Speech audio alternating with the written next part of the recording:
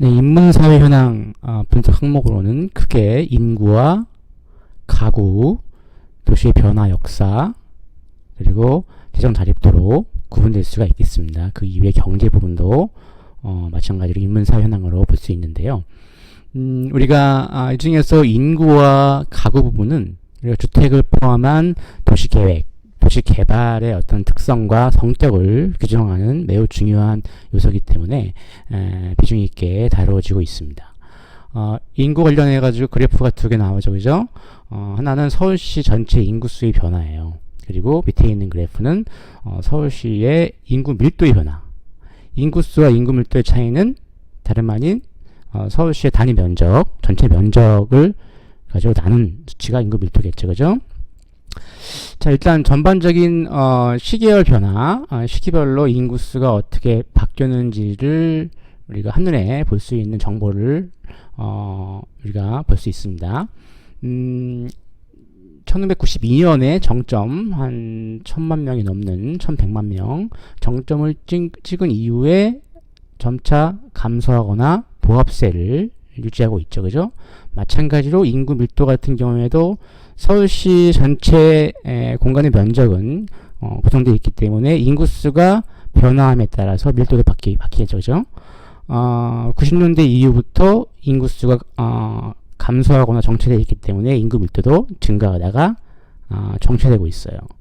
자, 그러면 이 92년을 기점으로 인구가 감소하게 된 원인을 우리가 한번 궁금하게 볼 수 있겠죠. 다름 아닌 우리가 서울 주변의 수도권 5개 신도시 분당, 평촌, 일산, 중동, 삼본 이 5개 신도시를 개발하면서 서울시의 인구가 감소하는 거예요. 그러니까 서울에 살던 사람들이 집을 구입해서 신도시로 이주했기 때문에 90년대 이후로 이러한 인구 수의 변화와 인구 밀도의 변화를 우리가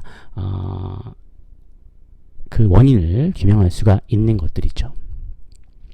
그 이외에 성별을 분석 기준으로 해서 인구의 특성들을 시기열별로 그리고 나이대별로 구분한 그래프와 서울과 서울 주변의 인천, 경기도의 주간 인구의 수를 시기열별로 표현한 그래프예요. 단순하게 보면은 하나의 그래프지만 어때요? 상당히 많은 양의 정보가 담겨져 있죠, 그죠? 그러면서 시기열별로 이런 남녀 성비가 어떻게 바뀌었고 향후 20년 이후에 인구의 성별의 어떤 패턴은 어떻게 바뀔 것인지를 추정한 값까지 포함해서 정보를 담고 있습니다. 우리가 주목할 부분은 어때요? 한 그래프에 어때요? X, Y축만 있는 것이 아니라 Y축이 두 개가 있어요. 그죠? 이런 그래프는 하나의 그래프에 두 개 이상의 정보를 제공하는 내용인데요. 우리가 여기서 나와 있는 시기열별로 변화 패턴, 서울, 인천, 경기의 주간 인구의 변화 패턴을 볼 수 있겠죠. 그죠? 이런 그래프 형태, 표 그래프 와 이런 막대 그래프와 이런 표를 점선 그래프를 가지고 표현한 부분인데 우리가 이런 것들은 이 x축과 y축은 이 막대 그래프에 대한 정보를 설명하는 값이고 그리고 이 x축과 또 다른 y축에 대한 정보는 이런 선 그래프의 정보를 나타내는 값들이에요. 그죠?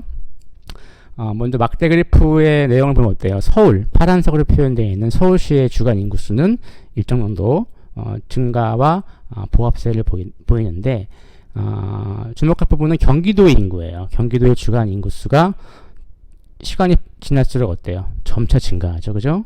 이 말은 뭐냐면은 서울에 거주하고 있는 사람 그리고 서울에 직장을 두고 있는 사람들이 경기도로 주간 시간대 인구수는 거주지 기준이 아니라 어때요? 직장에 있는 위치 기준이기 때문에 경기도 소재의 직장 일자리가 증가하고 있다는 것들을 내포하는 것들이죠.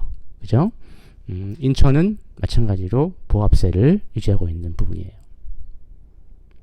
그 다음 가구 같은 경우에는 서울시의 가구 수와 평균 가구 원수 이것도 마찬가지로 어때요? 하나의 그래프에 두 개 이상의 정보를 담고 있죠. 그죠? 밑에 있는 그래프는 일반 가구 수와 빨간색으로 표시되어 있는 1, 2인 가구 수, 그리고 녹색으로 표시되어 있는 전체 가구 수 중에서 요 1, 2인 가구가 차지하는 비중을 설명하고 있죠. 그죠? 마찬가지로 하나의 그래프에서 두 개 이상의 정보를 제공하고 있습니다. 위의 그래프가 갖고 있는 우리가 정보의 중요한 포인트는 뭐겠어요? 서울시의 가구 수도 인구가 증가했다는 게 어때요? 큰 폭으로 증가하다가 90년대 이후에 신도시가 서울 주변 수도권의 신도시가 개발되면서 가구 수의 증가폭이 점차 감소하죠. 그죠? 증가폭이 감소한다는 말은 증가하긴 증가하는데 증가하는 그 차이가 준다는 표현이고, 그리고 빨간색으로 표시되어 있는 부분은 뭐예요? 한 가구에 속해 있는 가구 원수. 그죠? 과거에는 60년대 같은 경우에는 한 가구의 가구 원수가 어때요? 5명을 넘었어요. 상당히 큰 규모의 가구 원수를 보이고 있죠. 그죠? 근데 이런 것들이 점차 4인, 3인, 2015년도에는 2.5인으로 감소하고 있어요. 이 말은 한 가구의 규모, 가구 원수가 감소를 하고 있고 핵가족 시대로 이미 접어들었다는 부분들을 볼 수가 있는 것입니다. 그리고 이러한 추세들은 이 밑에 있는 그래프를 통해서 더 내용을 보강할 수 있겠죠. 파란색, 녹색으로 표시되어 있는 부분들은 전체 가구 수 중에서 1, 2인 가구가 차지하는 비율이에요. 그죠? 점차 증가하죠. 그죠? 증가하는 길이가 더 커지고 있어요. 그죠? 커지고 있다가 점차 둔화되는, 그리고 향후 10년 뒤에는 어때요? 거의 60%를 넘는 수치를 우리 1, 2인 가구 수가 비중을 두고 있다는 것들을 우리가 알 수가 있는 것들이죠. 도시 역사 같은 경우에는 어때요? 이런 위성 사진을 통한 시기열별로의 어떤 시가지의 확장 패턴들을 볼 수가 있는 것들이고요. 그 이외에도 이러한 어떤 개발 사례 사진들, 그죠? 사진들과 특정 이벤트가 발생한 그 시기의 사진들, 이런 것들을 활용해서 우리가 도시의 역사 변화들을 우리가 시각적으로 인지할 수가 있는 것들이죠. 그 이외에 재정 자립도 같은 경우에는 하나의 행정 단위, 시군구, 지자체가 갖고 있는 공공 서비스를 제공할 수 있는 능력이라고 보면 되겠는데, 이런 재정 자립도는 수입, 재정 수입을 일반회계의 예산 규모로 나눈 값이에요. 일반적으로 재정 자립도가 높은 시군구는 어때요? 그만큼 그 지역에 사는 주민들에게 공공 서비스를 보다 많이 제공할 수 있겠죠. 그죠? 이런 것도 서울시 전체의 재정 자립도를 시기별로 표현한 그래프로 볼 수가 있겠죠. 그죠? 이런 서울시 전체의 시기별 패턴을 보여주는 것도 있고, 앞서 설명한 그래프처럼 서울시 안에 있는 25개의 자치구의 이런 재정 자립도를 하나의 시점에서 도면으로 표현한 경우도 우리가 판단할 수 있을 겁니다. 그 경제에 대한 부분들, 그죠? 경제 같은 경우에는 서울시 하나만 놓고 보기는 어려워요. 왜냐면은 서울시는 하나의 고립되어 있는 섬이 아니라 서울시 주변 경기도에 거주하고 있는 사람들이 서울로 와서 일을 하기도 하고, 그죠? 또 서울에 있는 시장이 주변 수도권에 있는 시장과 긴밀한 연관을 가지고 있기 때문에 이런 어떤 수도권 광역적인 차원에서 비교하는 것이 효율적일 수 있겠죠. 그죠? 서울을 포함한 경기, 인천 요 세 광역권의 경제 총 생산 어떤 비율을 표시하고 있는 그래프로 볼 수가 있고, 이 그래프 담고 있는 부분들은, 담고 있는 내용들은, 그러니까 수도권 지역에서 차지하는 경제 생산량의 비중이 절반 정도로 보이고 있고, 그 중에서 서울, 경기, 인천 순으로 그 양적인 순위를 매길 수 있다는 것들이에요.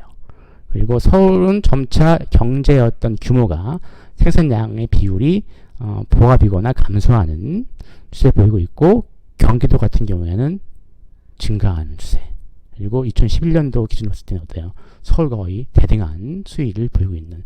그만큼 경기도 같은 경우에는 인구와 가구 이외에도 경제 지표에도 어때요?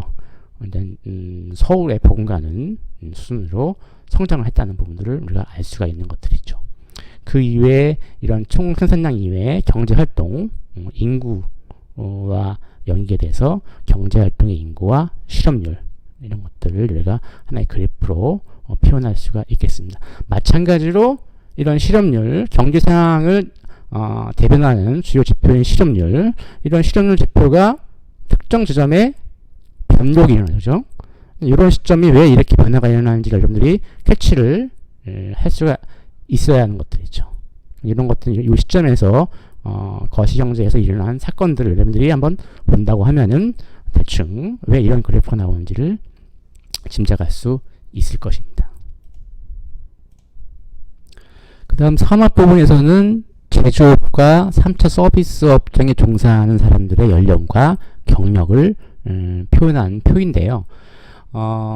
글쎄 이런 표는 약간 좀 정보를 어떤 식으로 이해할지 되게 비효율적으로 표현한 예로 슬라이드에 담았는데 아마도 이 그래프, 이 정보가 갖고 있는 내용은 제조업에 종사하는 사람들의 연령은 아마도 이렇게 70대, 60대, 40대 이상의 분포를 하고 반면에 서비스 업종에 종사하는 사람들은 30대부터 70대까지 좀 퍼져 있다. 이 정도의 정보를 주고 있지만 구체적으로 어느 정도의 양, 어느 정도의 비율, 분포를 가지는지를 우리가 알 수가 없는 것들이죠. 그죠? 마찬가지로 종사 경력 같은 경우에도 제조업과 서비스업에 종사하는 사람들의 경력 분포가 러프하게는 제조업 같은 경우에는 20년 이상의 숙련된 그런 어떤 종사자의 특성을 보이는 반면에 서비스 업종 같은 경우에는 5년 미만의 단기 경력도 많이 분포하고 있는 그런 어떤 내용들을 캐치할 수가 있겠죠. 자, 그 다음에 이제 도시기획 현황에 대한 분석 항목이에요. 그게 용도 지역, 도시기획 시설, 공원, 이런 식의 내용들을 갖고 있는데, 자, 여러분들 용도 지역이라는 정의의 역할, 쉽게 표현하면은, 특정한 땅이 갖고 있는 기능이에요. 그러니까 주거지역 같은 경우는 어때요? 우리가 주거 기능을 담고 있는 건축물을 우리가 개발할 수 있고 상업지역은 상업 서비스를 담당하는 건축물, 그죠? 크게 용도지역은 주거, 상업, 공업, 녹지로 표현되고 있어요. 그 중에서 서울시 같은 경우에는 주거지역의 면적 비율이 절반 이상을 차지하고 그 다음에는 녹지지역이에요. 공원을 포함한 녹지지역, 그죠? 그 다음에 상업과 공업 용도의 지역은 한 5% 내외 이내로 분포하고 있죠, 그죠? 우리가 중요한 부분들은 일반적으로 용도지역을 표현하는 그 땅의 기능을 설명하는 용도지역을 표현하는 그림은 색깔이 정해져 있어요.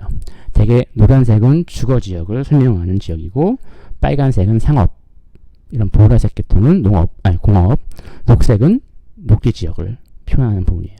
그러니까 용도지역을 설명하는 도면에서 이런 법례가 없더라도 이렇게 빨간색과 노란색, 녹색으로 표현되어 있는 부분들은 우리가 주거지역이구나, 녹지지역이구나, 우리가 가늠할 수가 있어야 하는 것들이죠. 용도지역 중에서 아까 설명한 것처럼 주거지역이 절반 이상을 차지하고 있어요. 그죠? 근데 아까 우리가 어때요? 주거지역은 노란색 계통, 상업지역은 빨간색 계통, 이렇게 우리가 암묵적으로 약속을 했는데 어때요? 이 지역은 그런 약속을 깨는 거예요. 그죠? 이 도면은 사실은 좀 약간 잘못 표현된, 우리가 이렇게 표현하면 안 되는 거예요. 왜냐면은 주거지역 같은 경우에는 단독 1층, 그죠? 1층, 1, 2층 정도의 단독주택 같은 경우에는 노란색, 그리고 아파트 같은 경우에는 짙은 주황색으로 표현하는 것이 일반적인데 이 도면이 약간 그런 룰을 깨고 있어요. 그죠?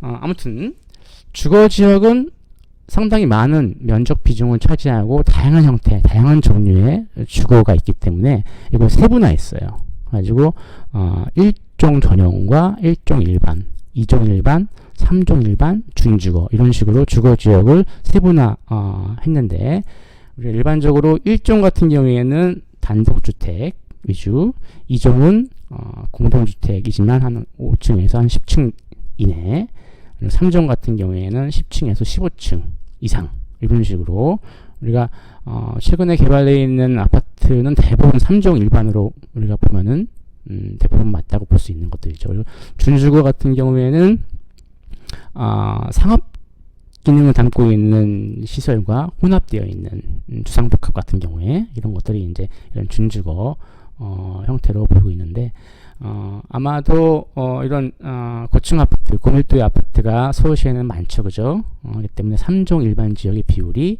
다른 일반 지역보다 높은 것들을 볼 수가 있습니다. 그 이후에 이제 용도 지역, 앞서 설명했던 뭐 주거, 상업, 공업, 녹지, 요것들은 이게 법적으로 용도를 바꿀 수가 있어요, 그죠?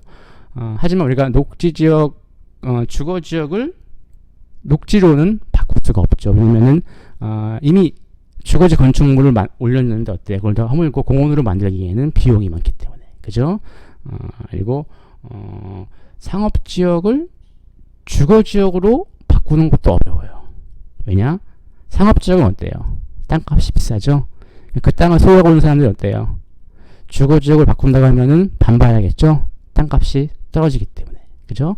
이런 현실 상황 속에서 이렇게 용도를 변경할 수 있는 그런 어떤 방식은 제한되어 있다는 것들 여러분들 유심하게 보면 되겠고, 이런 식으로 용도 지역을 변경할 수 있는 그런 어떤 변경 형태를 그래프 형태로 변경 건수와 변경 면적 이런 것들을 표 형태로 시계열별로 구분하는 것들이고, 이렇게 용도 지역 변경 수단, 왜 용도 지역을 주거에서 상호로 바꿨는지 아니면 녹지에서 주거로 바꿨는지 그런 어떤 사유를 이렇게 빈도수를 기반으로 해서 파이 형태의 그래프로 나타내주고 있습니다.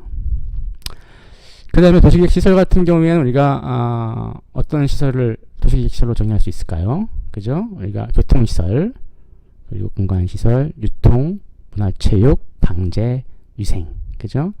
공간시설 같은 경우에는 어때요? 공원과 광장, 녹지가 대부분을 차지하고 있고, 전체 면적 비율도 가장 많은 부분을 차지하고 있습니다. 그 다음에 많은 게 교통시설이에요. 교통시설 중에서도 도로가 가장 많고, 철도, 공항, 이런 순으로 면적 비율을 볼 수가 있겠습니다.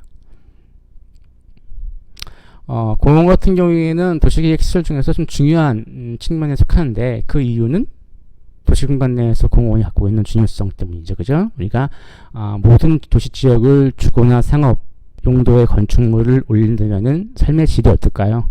많이 떨어지겠죠, 그죠? 하기 때문에 도시계획상에서 공원을 계획하고 유지 관리하는 것들은 매우 중요한 항목입니다. 그래가지고 서울시 같은 경우에도 권역별로 이렇게 도시 내에 있는 공원의 분포형들을 볼 수가 있는데요.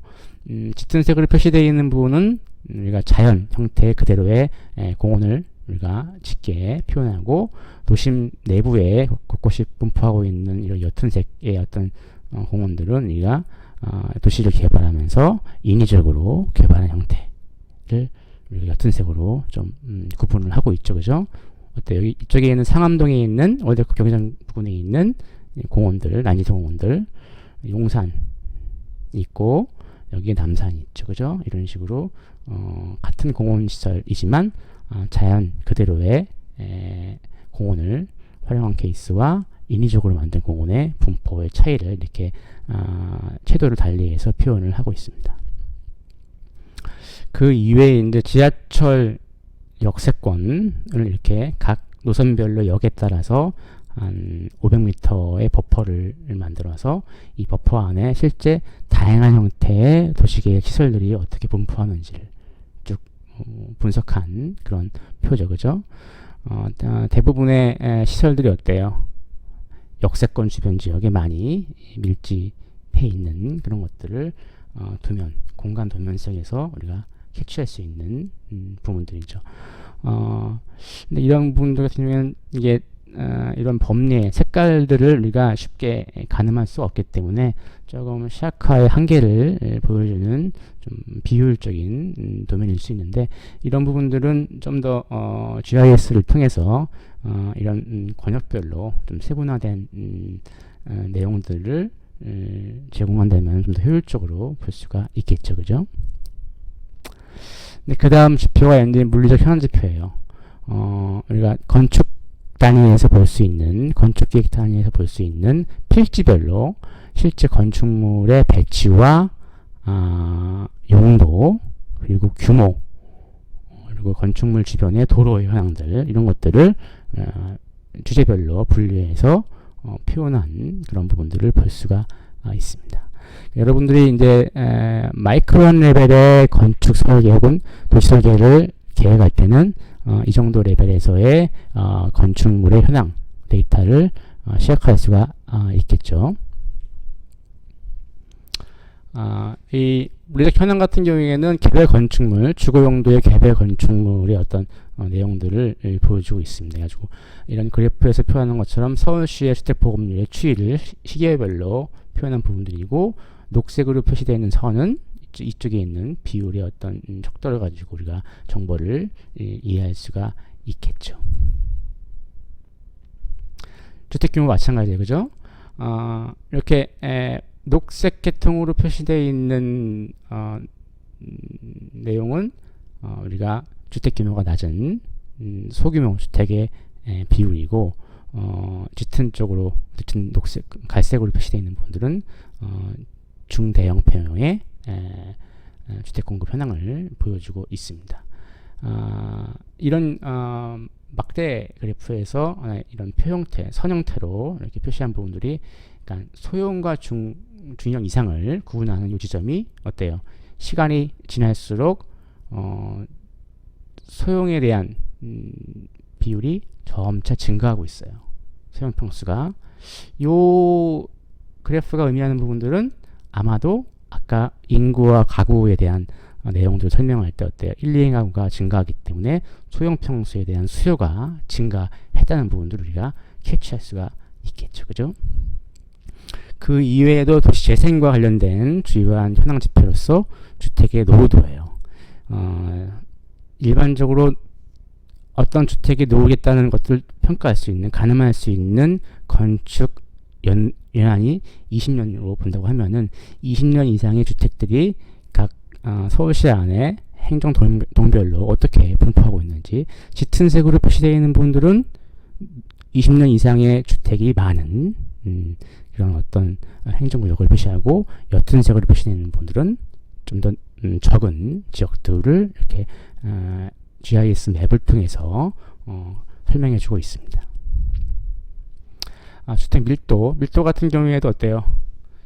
시기별로 아까 설명했던 세부적인 주택 유형별로 1종, 2종, 3종에 대한 어떤 시기별 패턴들을 보여줄 수 있고, 이 내용에서 보는 것처럼 어때요? 시간이 지날수록 고밀도의 어떤 주택들이 많이 개발되고 있는 그런 부분들을 볼 수가 있겠죠. 그리고 단독보다는 공동주택 위주로 신축 주택이 개발되고 있는 패턴들을 설명하고 있어요.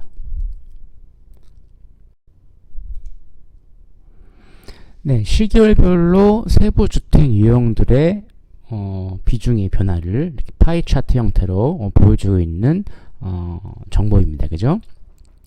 과거 90년대 같은 경우에는 1, 2층 규모의 단독주택지가 많이 절반 이상을 차지하고 있는 반면에, 우리가 2000년도, 2010년도로 오면서 어때요? 원룸과 연립 형태의 세부 주거 유형들이 절반 이상을 차지하고 있는 변화를 볼 수가 있겠죠. 그죠? 그만큼 과거의 1, 2층 형태의 단독주택 지역이 5층 정도의 원룸 혹은 연립주택으로 바뀌어져 가는 그런 어떤 개발의 양상의 변화를 보여주고 있습니다. 그 다음 중요한 것이 이제 서울시 안에 있는 주거 유형 중에서 임대주택이에요.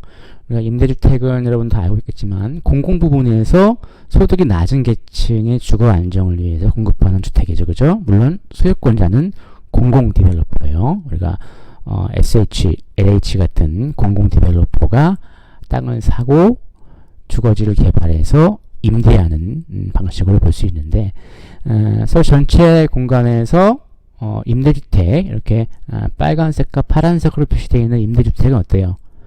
중심 부분에 있는 것이 아니라 외곽 지역에 밀려 있어요. 왜 공간적으로 밀려 있을까요? 그쵸? 땅값이 외곽 지역이 싸겠죠, 그죠? 그리고 그린벨트를 우리가 해제함으로써 그 장소에 공공 임대주택을 건설하는 그런 그동안의 공공 임대주택 개발 패턴들을 설명하고 있고요. 자, 이런 도면을 가지고 우리가 이슈를 제기할 수 있죠, 그죠? 그러니까 파란색, 녹색으로 표시되어 있는 부분들은 민간이 소유하고 있는 주거지를 재개발과 재건축을 통해서 개발하는 그런 패턴들이고, 외곽에 있는 임대주택은 공공이 개발하는. 하지만 기성시가지 중심에도 우리가 소득이 낮은 사람들이 살 수 있는 어떤 여지를 줄 수가 있겠죠, 그죠? 줄 필요가 있겠죠.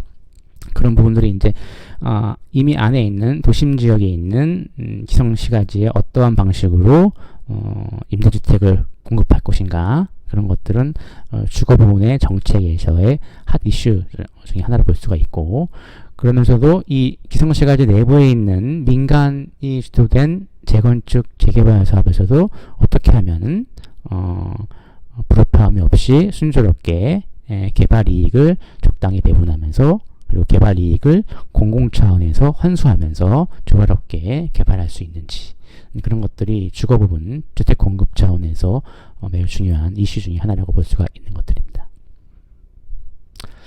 자, 그 다음 설명한 부분은 데이터 종류와 특성인데, 이후 내용은 GIS 관련된 내용이기 때문에 다음 주차에 설명하는 것으로 하고, 이번 주차는 이런 현황 분석을 하기 위한 다양한 형태의 컨텐츠들을 쭉 리뷰를 했습니다. 중요한 사항을 딱 한 가지만 꼽으라고 하면 어때요? 어떤 내용을 우리가 오늘 강의한 내용 중에서 가장 중요한 것으로 볼 수 있겠나요?